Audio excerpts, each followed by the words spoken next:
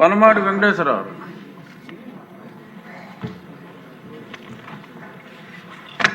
అధ్యక్ష, మీ అందరికీ తెలిసి ఈ రాష్ట్రంలో మత్స్యకారులు రెండు రకాలుగా జీవిస్తుంటారు అధ్యక్ష. ఒకటి ఇన్లాండ్ ఫిషర్మెన్, ఒకటి మెరైన్ ఫిషర్మెన్.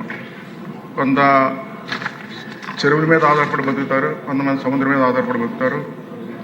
అలాంటిది గత 5 సంవత్సరాల్లో క్రితం వైసీపీ ప్రభుత్వంలో చెరువుల మీద ఆధారపడి వాళ్ళందరికీ కూడా ఆ లీజులు రద్దు చేసి ఇబ్బంది పెడితే, అలాంటిది కూటమి ప్రభుత్వం వచ్చిన తర్వాత 217 జీవోని పెట్టి ఇబ్బంది పెడితే ఆ 217 జీవోని రద్దు చేసి కాపాడింది అధ్యక్ష.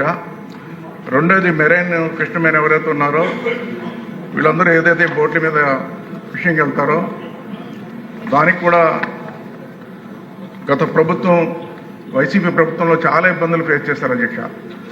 ఎవరైనా చనిపోతే కూడా ఇన్సూరెన్స్లు కూడా రాకపోవడం, అదేవిధంగా వీళ్ళు చాలా ఒడ్డిన సరైన ఫిషింగ్ లేక డీప్ ఫిషింగ్కి వెళ్తున్నారు అధ్యక్ష.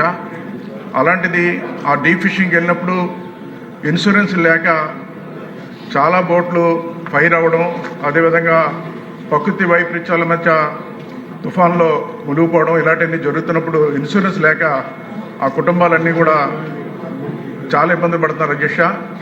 అయితే ఇన్సూరెన్స్ విషయంలో ప్రభుత్వం కూడా సహకరించవలసిన అవసరం ఉంది. కేంద్ర రాష్ట్ర ప్రభుత్వం సహకారంతో పాండిచేరిలో జీవో నంబరు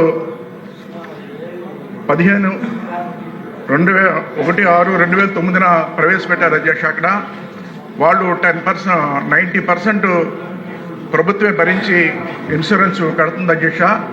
ఆ జీవోను కూడా మన రాష్ట్ర ప్రభుత్వం ఇంప్లిమెంట్ చేసి ఈ రాష్ట్రంలో ఎవరైతే 26,000 బోట్లు ఫిషింగ్ చేస్తున్నాయి అధ్యక్ష, ఆ జీవోని మన ఆంధ్రప్రదేశ్లో కూడా ప్రవేశపెట్టి కేంద్ర రాష్ట్ర ప్రభుత్వం సహకారంతో ఆ ఇన్సూరెన్స్ కడితే వీళ్ళకి ప్రమాదాల నుంచి విముక్తి కలుగుతుంది అధ్యక్ష. ఆదుకోవడానికి అవకాశం ఉంటుంది అధ్యక్ష.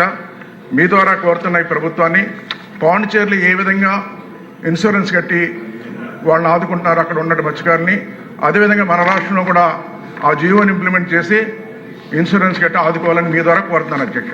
ధన్యవాదాలు.